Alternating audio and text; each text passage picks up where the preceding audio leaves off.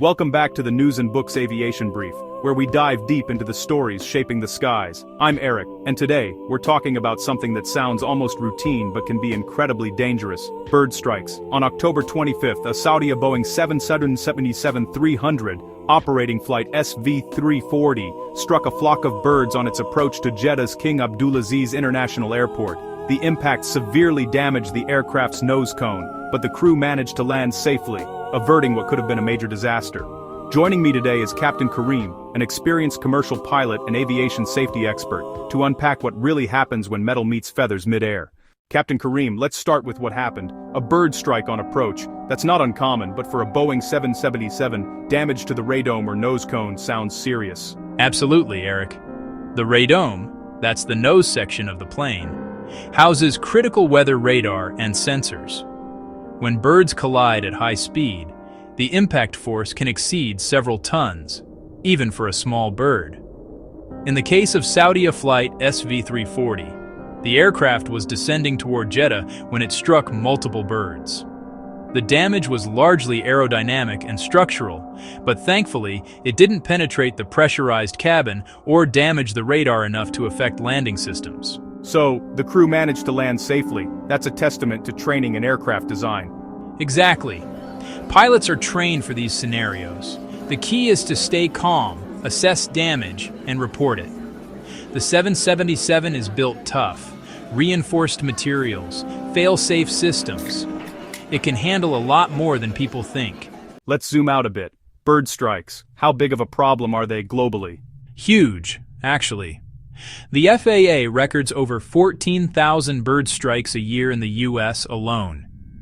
Globally, the number is estimated to be over 30,000 incidents annually, though most go unreported. Bird strikes are most likely to occur during takeoff or landing, below 3,000 feet, when planes share the airspace with birds. The engines, windshields, and nose are the most vulnerable areas. And it's not just small birds, right? Right. Large birds like geese, vultures, or even storks can cause catastrophic damage. The 2009 U.S. Airways Flight 1549, the Miracle on the Hudson, is the classic example. Both engines failed after ingesting geese, forcing Captain Chesley Sullenberger to ditch in the Hudson River. So, how do airports like Jeddah or JFK try to keep birds away? That's a fascinating part of aviation safety. Airports use wildlife management programs, everything from pyrotechnics and radar-based bird detection systems to trained falcons that scare flocks away. Some even use bioacoustic deterrents, playing predator sounds to keep birds at bay. Additionally, airports manage nearby environments, controlling water bodies, landfills, and grass height, because those attract feeding birds. So it's a mix of science, strategy, and nature management. Exactly.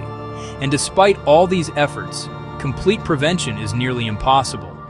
Birds migrate, adapt, and sometimes appear in large, unpredictable flocks, like what likely happened with Saudia SV340. You mentioned the 777's durability earlier. How are aircraft and engines tested for this kind of impact? Manufacturers are required to simulate bird strikes during certification. They literally fire dead chickens or gelatin-based bird substitutes into engines at high speed. It's called the chicken gun test. Engines must prove they can contain debris without exploding, and windshields are built to resist impacts up to several pounds at 250 knots. It sounds crazy, but it's life-saving science. The radome, like the one damaged on the Saudia flight, is designed to absorb and distribute the impact, not shatter into the cockpit. Captain Kareem, as we wrap up, what lessons or changes might this Saudia incident highlight? It reinforces that even with advanced technology, nature still challenges aviation daily. The focus going forward will be on predictive bird radar systems, AI-based flight path adjustments, and better airport ecology control. Also, I think the public should understand, bird strikes are rarely fatal, but they're serious reminders of how much coordination goes into making aviation safe.